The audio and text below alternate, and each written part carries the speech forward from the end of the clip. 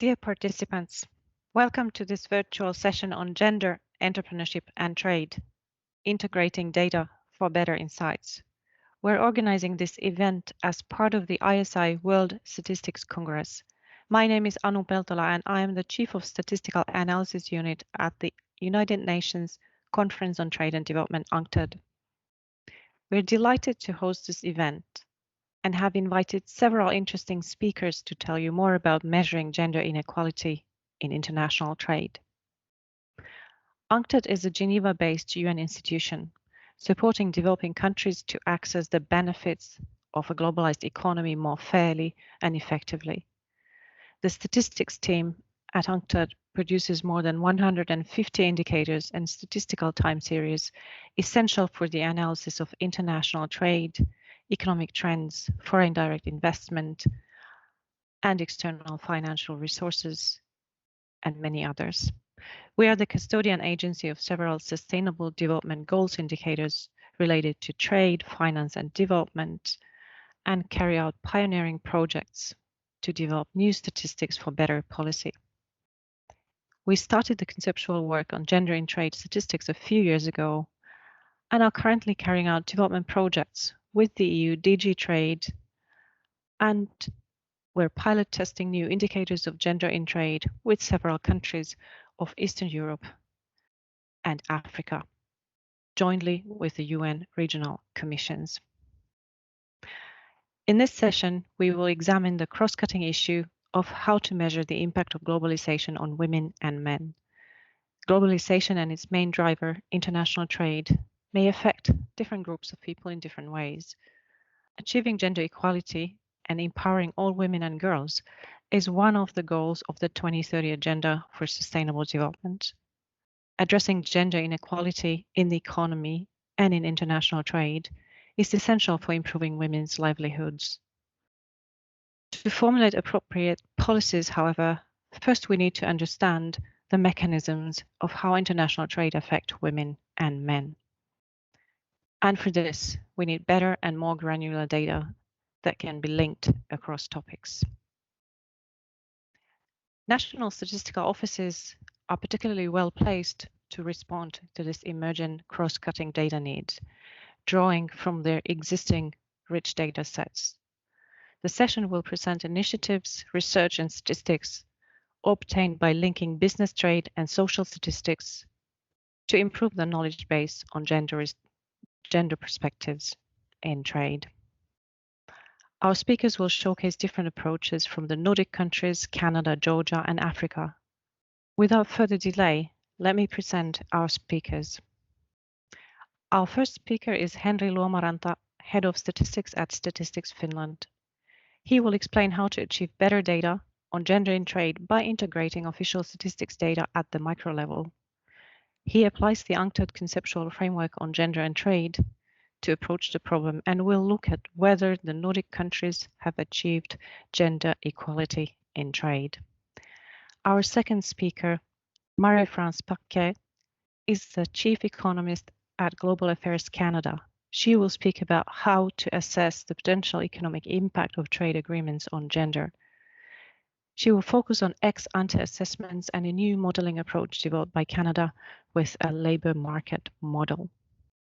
Our third speaker, Tengis Tsekvava, is a consultant with the UN Economic Commission for Europe, and he will present some early indicators of gender inequality in trade in Georgia, calculated in a project jointly with UNCTAD. Our final speaker is Gerald Masila, the Executive Director of the Eastern Africa Grain Council in Kenya. He will bring an African perspective on the issues of gender inequality in trade and progress in measuring it. Let me now give the floor to our speakers. Thank you.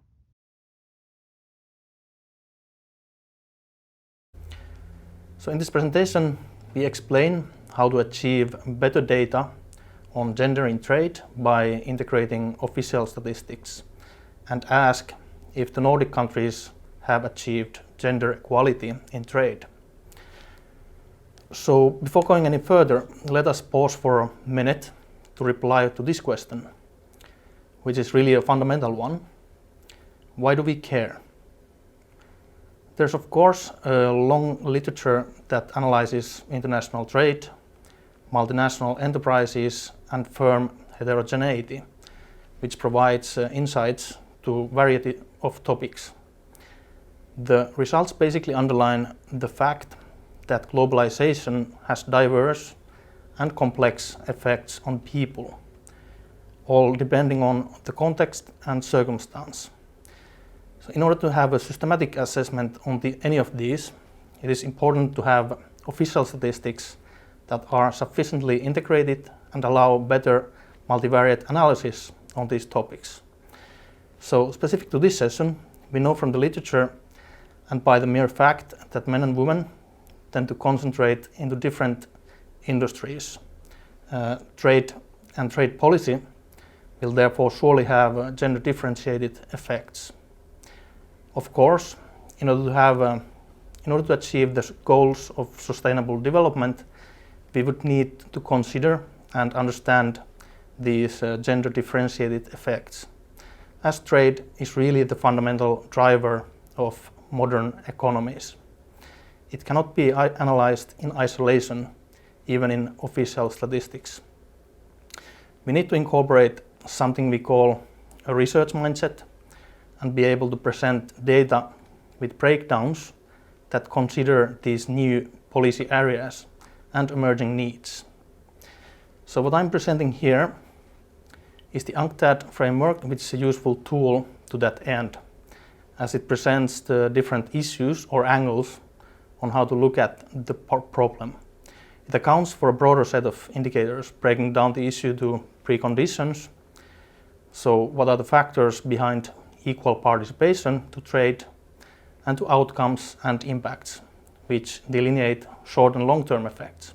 All in all, we are facing a difficult problem even in deciding what should we measure exactly, what definition should be used, and so on.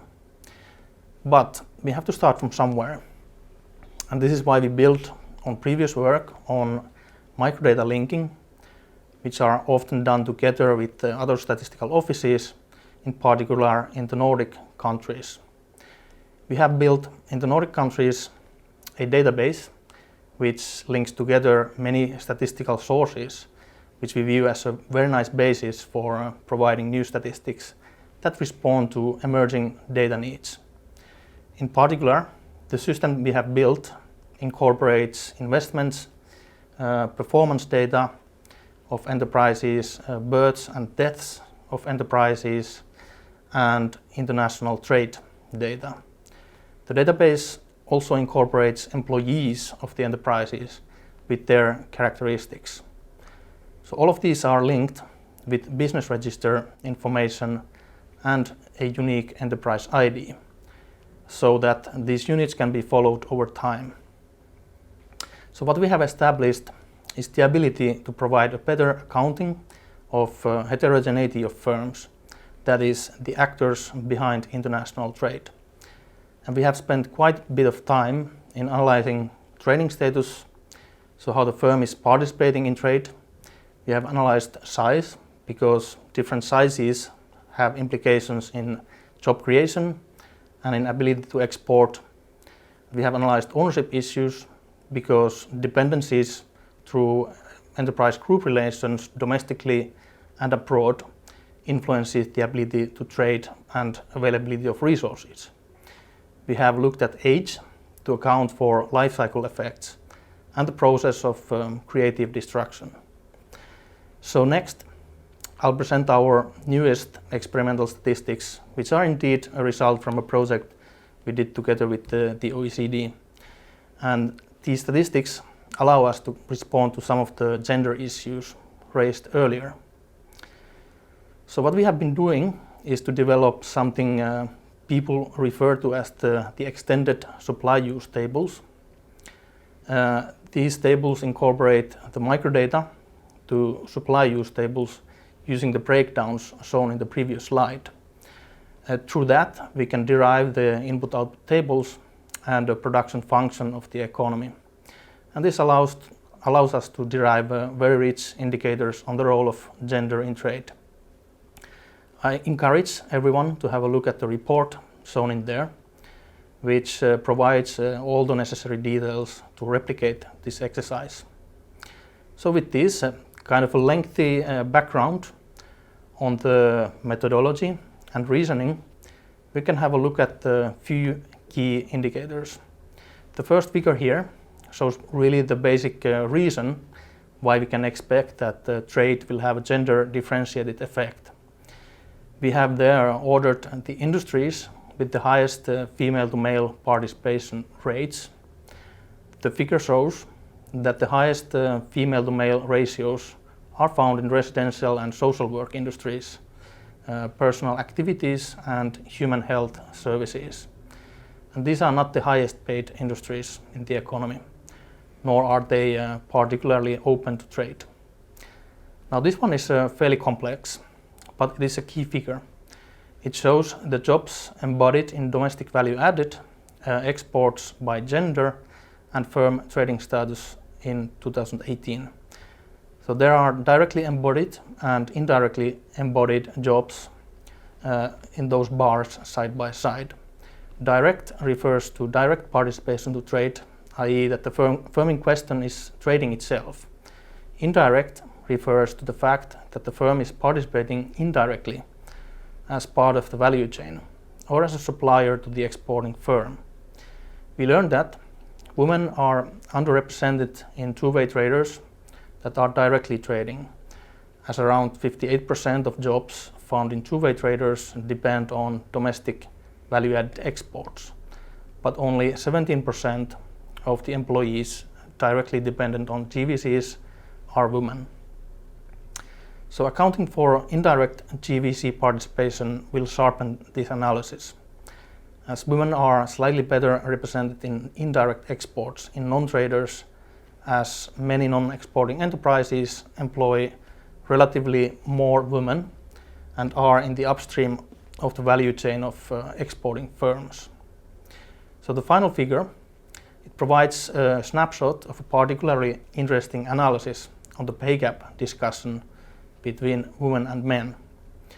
Pay gaps are sizable overall, as measured by wage ratio of men to women, but they seem to be able to be the largest in medium skills and low skills jobs in non-trading firms and in importing firms, while they are somewhat smaller in two-way traders and exporters.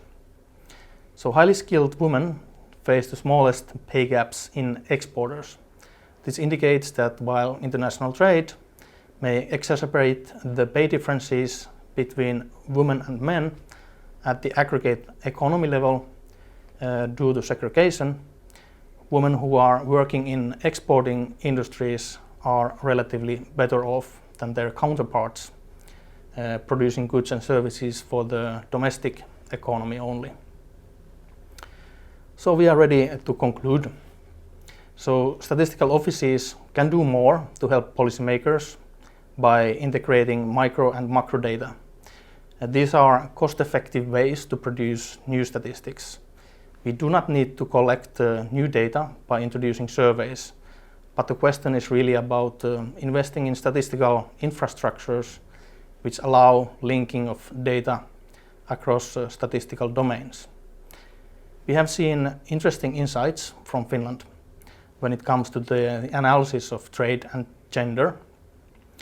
Segregation has visible consequences on income inequalities, and this seems to work through international trade. As gender seems to have a pretty good explanatory power, it is a good breakdown to present in official statistics. And needless to say, we would like to make that explanatory power disappear. Thank you very much for your attention.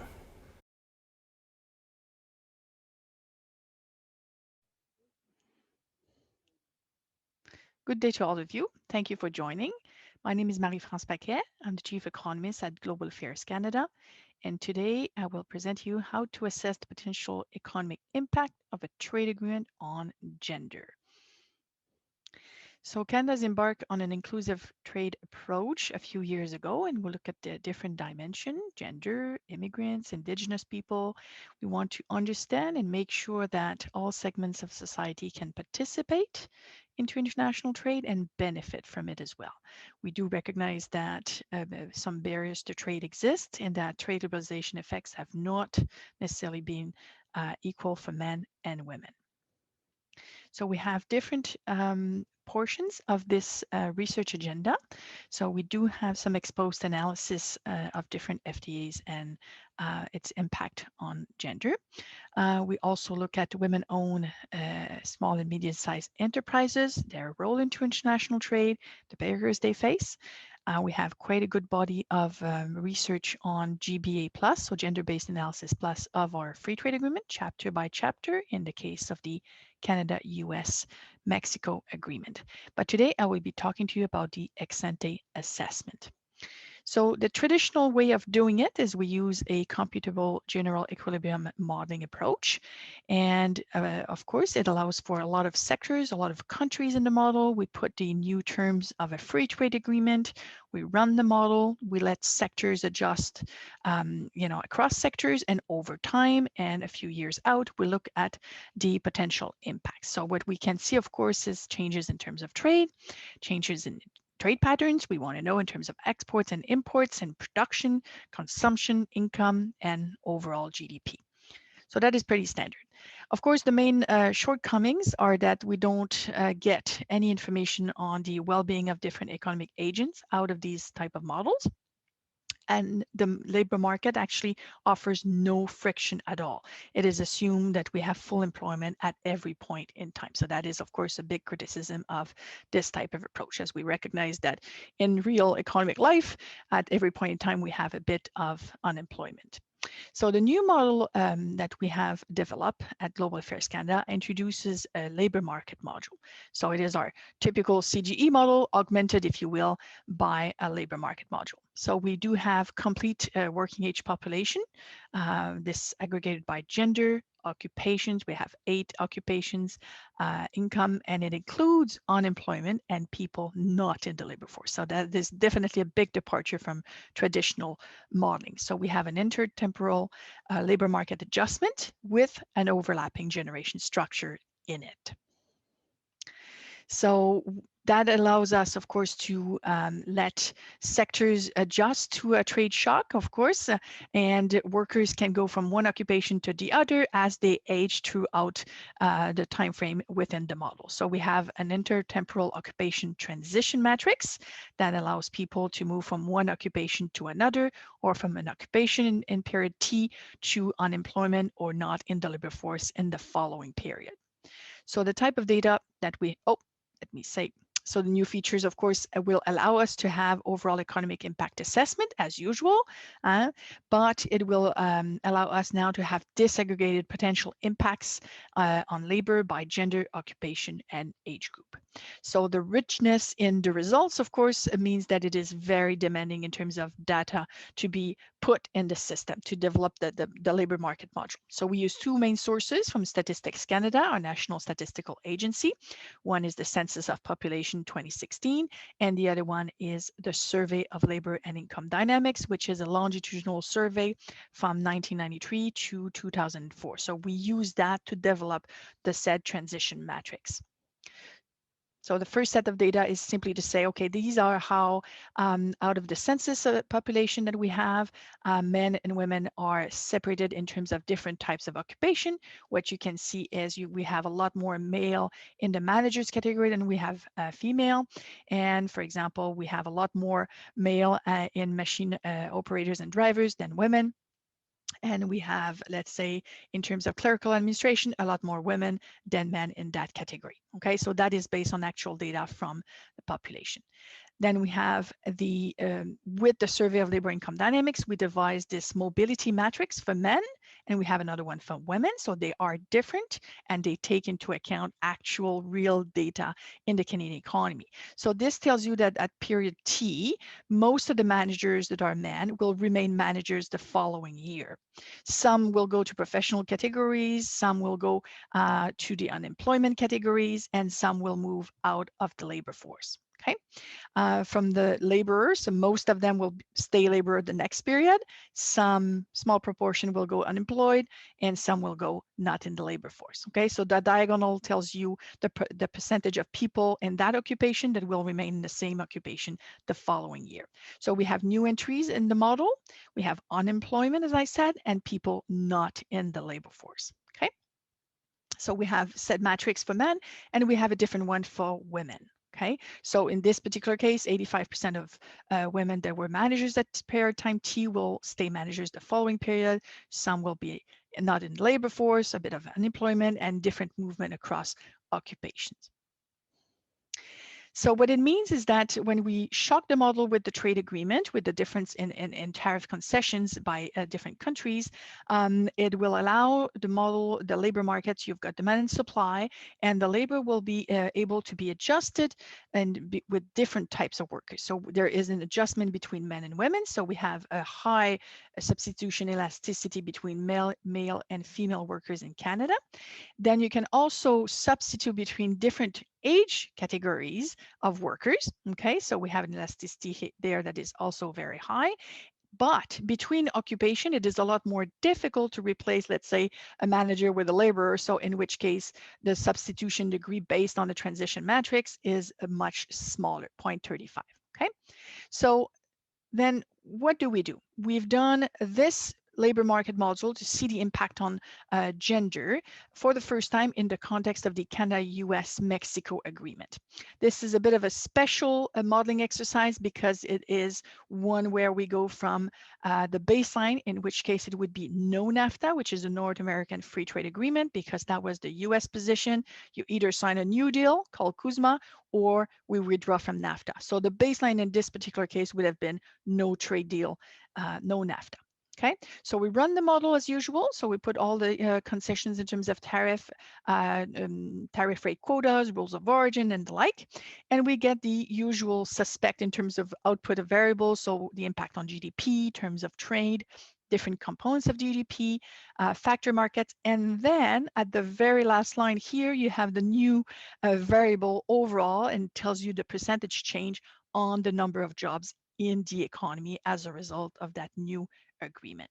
Okay, so this is definitely an addition, and just like that, it doesn't seem much, but we can be disaggregating this data in many different ways. And the way here that is of interest is the gender disaggregation. And what you see is this, the results of CUSMA compared to no NAFTA on, for example, professional people between the men and women. So we see that there's a lot more gain in this particular case for women and a bit of loss for men. A lot more gain here again for women compared to gains for men. Same thing in the sales category. Okay. But on the machinery operators, in this particular case, we see huge gains for men and smaller ones for women. This relates, of course, to the automotive sector, which is a very important one in Canada-US-Mexico agreement, and it is also dominated by men workers. So it is not surprising. So you see the difference, the disaggregation by occupation. We could look at it by age group as well. Overall, if you look at the total numbers for men and women, there's not a big difference, but the distribution across occupation is quite different. So to conclude, I would simply say that, of course, the model is very rich in terms of potential results, but it is quite demanding in terms of data. What you need to put into there is the standard CG plus all the data to be able to develop that transition matrix between occupation, between two periods, and that overlapping generation as your workers age and move out of the labor force, for example. So the results do vary depending on which country, of course, are involved in the FTA. It depends on sectors that are facing increased competition due future tariff concessions. And it also, of course, depends on workers. How are they distributed across your sectors in your economy and across occupations? Okay, so all of these things, of course, will have an influence on the output you're going to get and the degree of substitution between different types of workers by gender, by age, and occupation also matters. So what we have done is calibrate everything to the Canadian economy using the census data and the survey of labor income dynamics. And for us, the next step is actually, of course, we will be using this model when we go and try to assess the potential economic impact of new free trade agreements. But we will also try to take it a step further and to say, now that we have the impact on gender through the labor market, what can we say about income distribution of households? Okay, so that is the next big step for us. And with that, I thank you very much. Hope you have a wonderful day.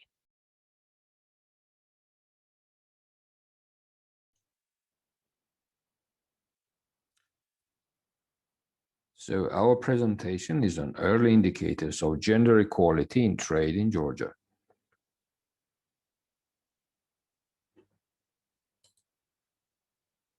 So in a small open economy like Georgia, the trade to GDP ratio was over 100% in 2015-2020, despite the fact that in 2020 there was a big drop in both exports and imports. So it is obvious that trade plays an important role for the country, and gender in trade indicators are very important for addressing the issues of welfare and equality. So this is the first attempt to analyze trade data from gender perspective in Georgia. The data approach follows the conceptual framework and list of indicators of UNCTAD, UNECA, and UNECE. So the first stage of the work was the sectoral analysis of a number of exporting industries as a case study, and then more comprehensive approach of microlinking all available sources to external trade data, and that was mainly business statistics and labor surveys, as well as the data on business register for ownership of companies was done. So this work would be impossible without Geostat, who provided the data and also did the microlinking. So the first attempt, as it was mentioned, is the selection of 5 relatively important export products by HS classification and linking them to respective NACE sectors. So these sectors are very export intensive, as the export to turnover ratio for all 5 of the exporting sectors exceeded 60%. So the key results from the sectoral approach analysis was that the women's employment varied across sectors. It was very sector specific, and thus it reached 87% in apparel manufacturing, while it was only 20% for motor car sales. However, the gender pay gap was present everywhere, obviously inferior to women, and the women to men's wage ratio only slightly exceeded 70% for manufacture of grape wines. It was lower in the remaining 4 sectors. And we can also see from the next slides, here we give the share of female employment and the average ratio of women to men's wages. And in the following slide, we have also the data on gender pay gap from the 2017 Structure of Earnings Survey, which shows that the weighted impact, weighting was done based on the employment data, was important. The weighted impact of the gender pay gap was important for managers and professionals who worked in sales of motor vehicles and grape wine manufacturing, while a lot of and actually decisive impact in elementary occupations was for manufacturing of grape wines and processing of fruit or vegetables, while the craft and related trade workers had the highest and the most important wage differences in manufacture of wearing apparel. So there are a lot of limitations actually to the sectoral analysis. For example, we can name that a number of enterprises, and the big enterprises were not exporters of a particular product that we're interested in, or on the contrary, some products that were exported were actually produced by other sectors, by other niche sectors. So the data microlinking represents a far more efficient approach. So in our attempt to link the data, approximately 56,000 business companies who were involved in export and imports of goods during the last 5 years were linked to the available data from business statistics, labor statistics survey, as well as the business register. Since these companies that we managed to link were usually big, as big companies almost always participate in business statistics surveys, the total exports and imports that these companies actually produced exceeded 80%. So it was 81% for exports and 85% for imports. So almost all trading companies were characterized as two-way traders or importers. So there were only very few, actually less than 1% of companies that only exported goods, because the big majority of companies basically depended on imports as for reselling goods or using goods as imported goods as the intermediate products. So the key results from data microlinking were that the employment ratio for both two-way traders and importers were approximately at the 50-60%. So actually the employment ratio, women to men, was increasing in the first 3 years, 2016 to 2018, and then it reached approximately 64% in 2019 and was flat in the following year. So the gender pay gap was higher initially for two-way traders, and then the gender pay gap number started to converge. So looking at the employment ratio and gender pay gap by occupation, we saw that the employment ratio was lower than 1 for across all occupation categories, as well as for two-way traders and importers, while the most favorable situation in terms of gender equality was with high-skilled workers, both in terms of employment ratio and the gender pay gap. So we used the following data on company ownership to produce actually the distribution of men and women owners, also taking into account the size of companies. So we tried to use the data on ownership shares by men and women, and weighted it by the current turnover. So when we used the turnover for 2020 of the exporting and importing companies, we found that men owned approximately 9 times more in terms of company ownership compared to women, while the largest shares were still owned by legal entity companies, when one company owned another trading company, but and we didn't have basically the gender disaggregated data for this case. However, when looking only at physical owners, we could see that the gender gap in company ownership was tremendous. we tried to look at trade characteristics for the companies where women and men owned more than 50% of the company.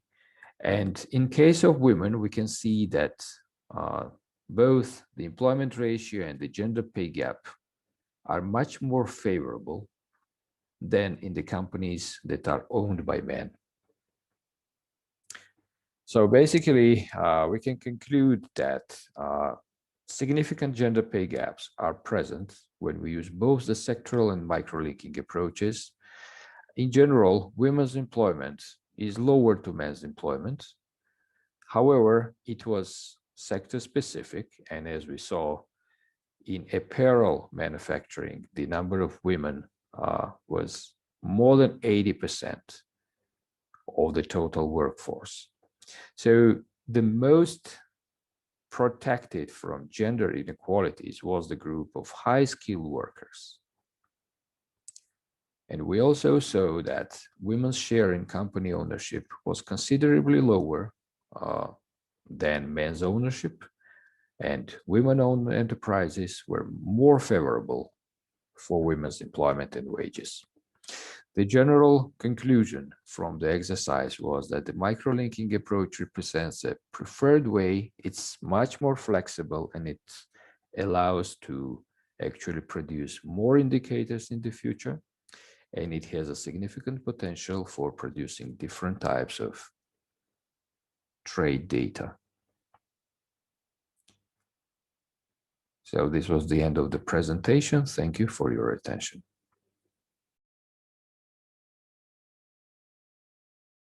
My name is Gerald Masila. I am the Executive Director of the Eastern Africa Grain Council, Eagc, in the Eastern Africa region of the African continent.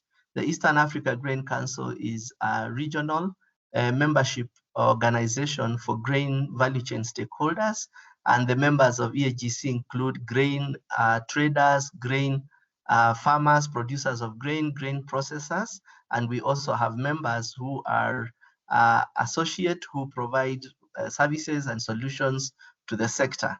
As an organization, we exist to serve our members, to create an enabling environment, policy environment, so that our members' businesses can run well with minimum disruptions, and also so that the legal and the regulatory framework is more supportive rather than being inhibitive to trade.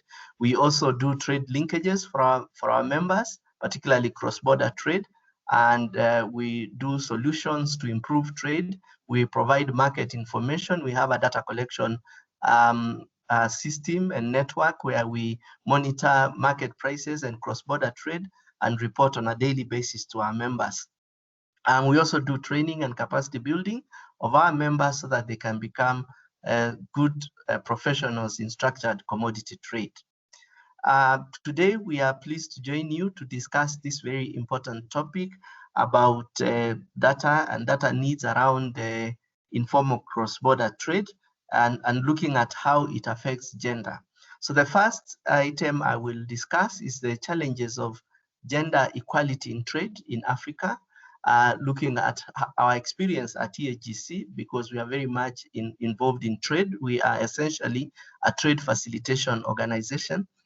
And in the work we do, we have both men and women being involved in trade.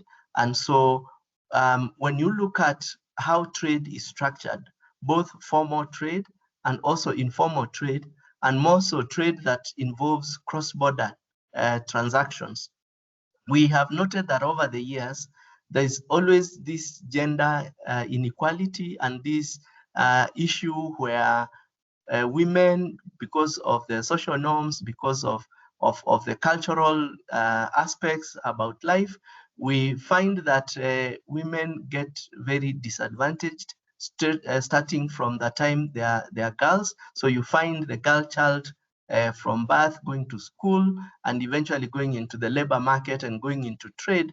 Their opportunities are normally limited. In some communities, they are not even taken to school properly. The families don't feel that it's an important thing to educate, to invest in the girl child, and that has brought a lot of inequality and and those kind of challenges to the gender, to the female gender. So we've seen, particularly when you're looking at cross-border trade in food items, because of that fact that most of the women or majority of the women don't get full opportunity even to go through school, to go through formal education, they end up turning to the most nearest enterprise that they can do, and this is usually trade.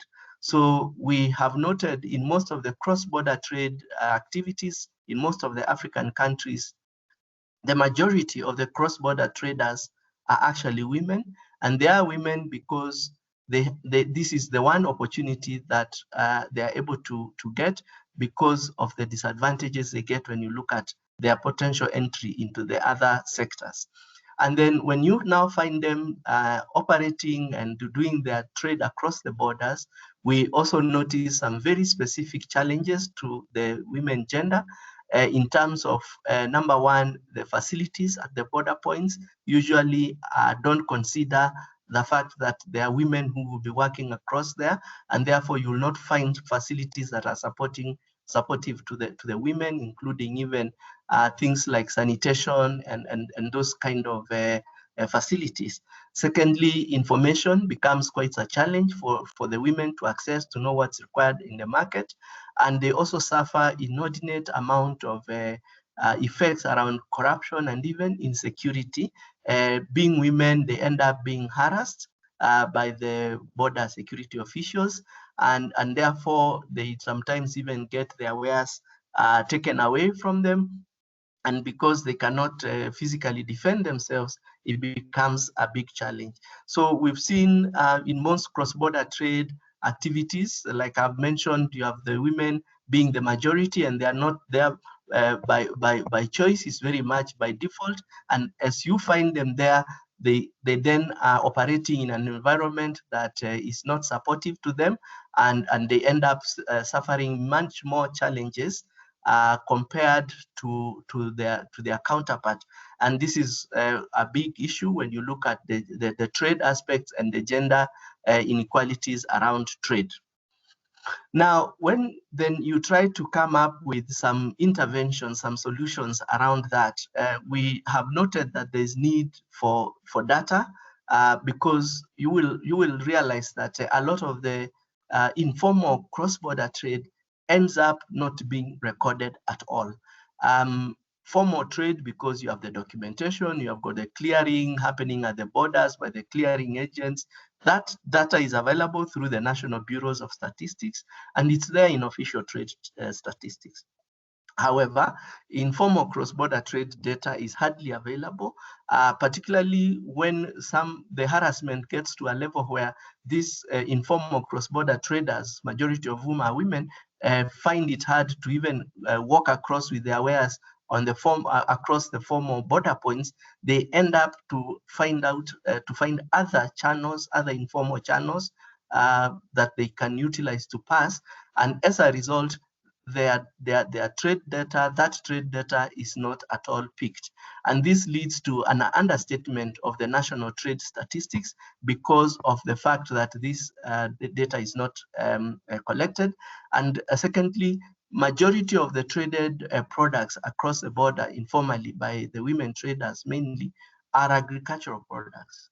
And so if we then don't get this data coming in, then that means that we don't have good data of our food items, and therefore our food balance sheets, if you are to do any construction of it, would be not well populated in data, and it will not give the right picture. And therefore, part of the data needs and solutions that we recommend to be considered, one is data on the various items, commodity items that are being traded across the border in terms of whether they're agricultural or non-agricultural, whether they are services. It's important that that is captured. And then it's important that it's captured on both sides of the border so that we're able to do a correlation to see that the flow in from source to destination is well recorded. And this needs to be done in a consistent way so that after we have been able to register or to record this volume of cross-border trade in terms of the commodities, the items, then we can supplement the formal data to be able to know exactly how much trade is taking place, and also data on who are these people who are doing the trade. So being able to profile them by gender, profile them by age, profile them by other factors is an important data need that needs to be collected. And then it's also important to collect it over a longer period of time so that you're able to pick the differences in seasons, in seasonality, and when you plot your supply and your demand, and you plot your demand curve, then you are able to see the movement of prices from one harvest to the other, and you can see the interventions that are brought in by injecting produce harvested across the border to the other receiving country, so that then you are seeing how the interplay of demand and supply is playing and is affecting the prices and the availability of food, so that we are able to have food that is accessible, you're able to have it affordable, you're able to have it also acceptable in terms of the handling. And so we, Eagc, in partnership with the UNECA, carried out a project about 2 years ago in West Africa, where we monitored quite a number of borders in the Abidjan-Lagos corridor. And here we developed tools, and we trained the teams, and we were able to upload the data collection systems into a tablet, and we had teams at the borders collecting this data, and we collected it over a period of about 2 months. And it was interesting to see the kind of information we were able to pick and the feedback that we got, and this data was shared, and we were able to demonstrate that number one, there is significant trade happening, and it is informal trade, and majority of these traders are women, and we were able to capture and feature the key challenges to the women, particularly from a gender lens. We're able to establish that women in doing cross-border trade have unique challenges that affect them because of the gender. One of them was the issue of transport and logistics. The other one was the issue of finance. We found out that most of the finance products are not at all geared to women. They are not done in such a way that the women access to these services will be much more. Thirdly, we also noted some major capacity gaps in terms of them understanding market requirements, specifications for the buyers, and even how to be able to handle their produce so that they maintain the quality as they move it across the borders. We also established a very big need for knowledge. First of all, knowledge on how to conduct cross-border trade. And we realized that most of the women, if they are equipped with the knowledge of knowing how to package, how to even do the basic documentation, including such things like simplified trade regime, if they would be taken through, they would understand how to do it, they could easily transition their businesses from informal businesses to formal businesses by being able to fill in those documents and do the border clearing the way it's supposed to be, because we found out that some of them just avoid the intimidation at the border point and find other routes to use, only that if they had the information, they'll be able to formally fill in the required paperwork and get in the required documentation. Finally, we also found out that there was a very big need for the women cross-border traders to understand the quality and standard specifications for the produce that they're involved in trading in. On interviewing them and collecting the data across the border, some of them were not aware that there were standards to begin with. They did not know that there were standards in place for grains, for cereals, for various produce, and therefore that became a challenge. And so we've seen that awareness creation on specifications, on standards and training, and even provision of equipment to be able to do sampling, to do testing, to be able to confirm that the produce being sold is safe, does not have aflatoxin and other toxins, is something that can then make them trade better, get their products accessed. And all this calls for a major policy solution where it was quite clear that it's important to develop a harmonized policy and legal framework to address the whole aspects around cross-border trade that would even include things like payment systems, banking, mobile banking, and all those other aspects that I have discussed that then would slowly start graduating the informal cross-border traders to the formal trade ecosystems. Thank you very much for listening to me, and I wish you all the best, and may God bless you all. Thank you very much.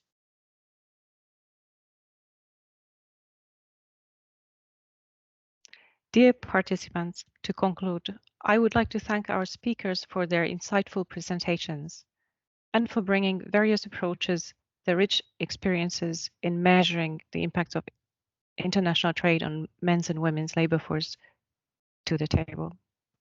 As we heard, there are possibilities and opportunities for national statistical offices to provide better statistics for gender-responsive trade policies in a cost-effective way and without additional data collection. Already available supply and use tables, business statistics surveys, labor statistics surveys, and business registers, gender statistics can be excellent starting points. We heard about new and experimental statistics and modeling approaches to measure gender inequality in 4 different parts of the world. I firmly believe that this is a foundational work to better understand the distribution of gains from globalization and to inform policymakers better to enable more gender-responsive trade policy.